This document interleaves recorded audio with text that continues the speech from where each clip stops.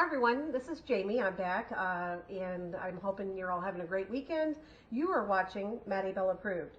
I'm going to do something sweet today because we have company coming, but we also currently have company that has arrived from Kansas. My mamita is here watching in the background. Okay, so this recipe was really made for cast iron. I can't stress that enough. It's like 100+ years old. I found it on the internet years ago. I wish I knew who to give credit to, what it was called.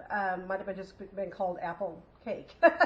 It's a very dense recipe. I actually years ago had a coworker kept asking me, what's the name of it? What's the name of it? Finally I turned around and said, Ponchatoula apple cake. And she's like, oh, okay. And that I left it at that. So that's what I call it now as a joke. So what we're going to do in a big bowl here, we've got 2 cups of flour. And again, I will make sure that you have the ingredients and directions below. 2 cups of flour. To that I'm going to add a cup of white sugar, a cup of brown sugar, 1 teaspoon of baking soda, 2 teaspoons of cinnamon, 2 sticks of melted butter.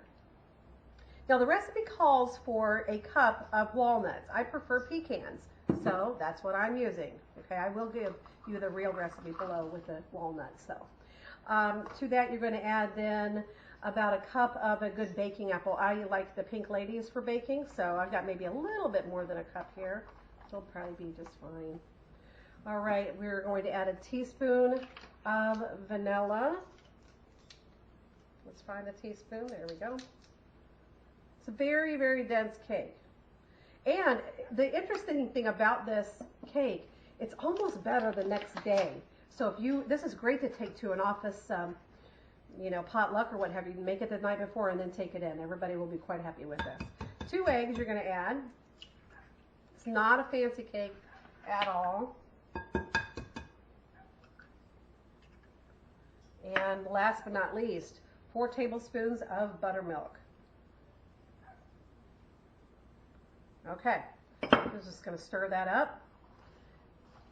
Again, super simple. But I'm getting you guys thinking about autumn. The apples are really going to be starting to come out here pretty soon, so maybe you can take this to a family event that you have using what our bountiful apples coming up, okay?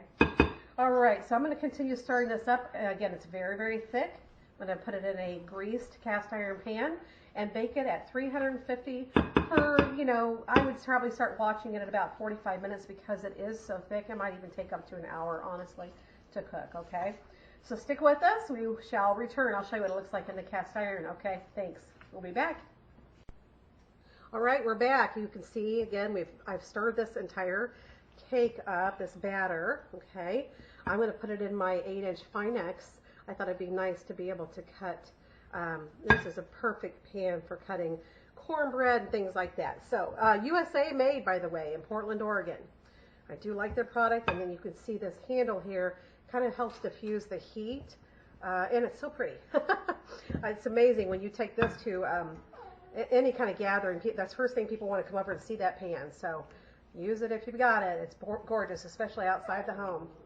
Sorry, that was my dog talking to me.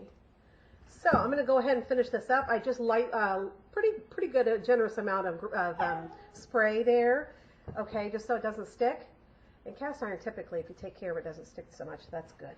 I'll go ahead and get this in here. Again, I'm going to pop it in the oven at 350 degrees, probably closer to an hour than 45 minutes, but I would be checking it. You're going to obviously use some kind of toothpick or what have you in the center just to make sure that it's done, okay? All right, we'll be back. Take care. Hi everyone, it's Jamie at the end of an awesome day with my family. I have my mamita here from Kansas. I also have our son Bishop here. He likes to be called Bishop. This is the apple pie that I made, the Ponchatoula apple cake, I should say. I kind of denied my instincts to put this in a larger pan. I would suggest you probably want to put this in a 10-inch instead of an 8-inch, but we did okay. It didn't run over too much. So I'm going to cut into this. Again, corner to corner. It's very thick, as you can see.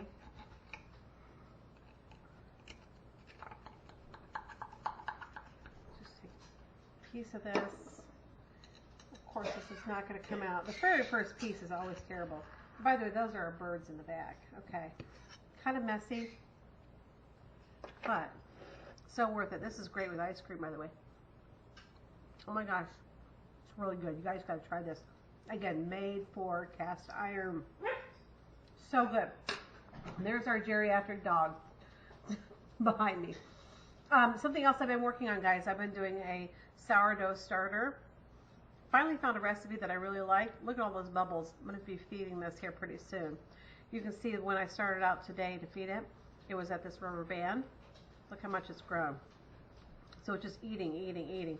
That yeast is awesome. I'm going to kind of try to bring you along on this in a few weeks and let you know and help show you how to make some great sourdough starter bread in cast iron. I hope this message finds everybody well. You guys have a blessed weekend. Remember, this Ponchatoula apple cake, Mattie Bell approved. Take care. Bye-bye.